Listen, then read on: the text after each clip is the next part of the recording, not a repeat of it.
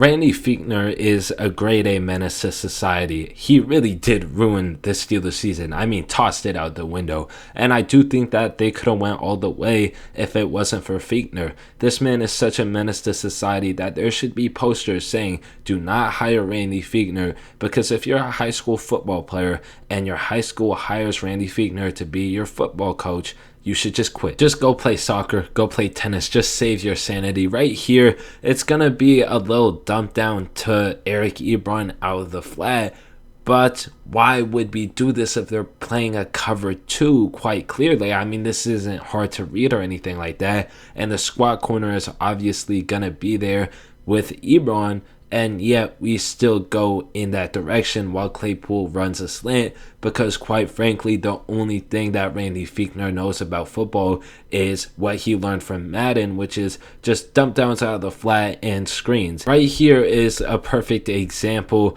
of that, and it's just going to be a screen to Juju Smith-Schuster, 5-yard up and out by Ray McCloud, a go route by Deontay Johnson while trying to roll your 38-year-old quarterback out of the pocket. And of course that doesn't work because we've already ran this one. But you know what? If it doesn't work, let's do this one more time. Same exact play, except for let's look for that screen a little harder. I honestly don't know why Randy Fichtner wasn't fired after the 2019 season, where he single-handedly sabotaged Mason Rudolph's whole career and really put all of our offense in a bad position. But let's talk about our running game. This is a good description of our running game.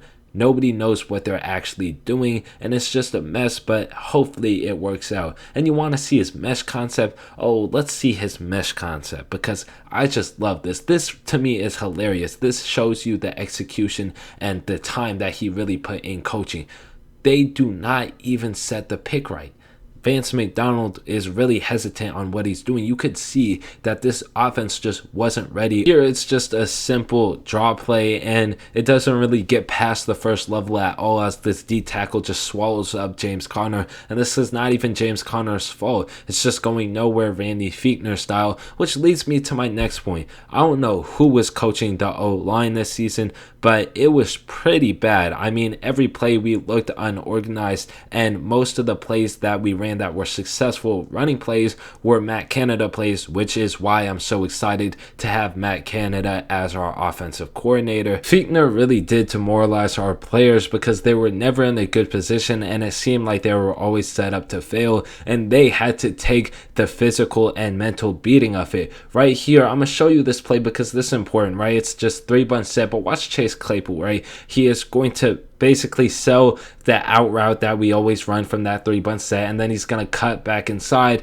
and while it only goes for 1 yard because it's really not that great of a play call, this is actually pretty important. Here's why. This is Bud Dupree getting injured, but if you look at the possession before this, well, our offense was just flat out horrible, and this has to do with Randy Fichtner because, of course, he was the one who caused our offense to just completely stop dead in its tracks, and the defense was on the field way too much because of the offense, which was obviously again due to Randy Fichtner. Which leads me to my last point. Watch Chase Claypool here run a little 5-yard up and then in, faking to that outside. It's basically the exact same concept as I showed you from that Browns wildcard loss, and it really goes for not that many yards, only 2 yards. So we say, let's go back to some of the more basic concepts we were running that did not work. Chase Claypool's going to run a screen, Ebron's going to get it out of the flat, and while Ebron drops it, he's just really not in the greatest position, even though he should have caught it. So yeah, everything about Randy Fichtner to him putting our players in bad positions and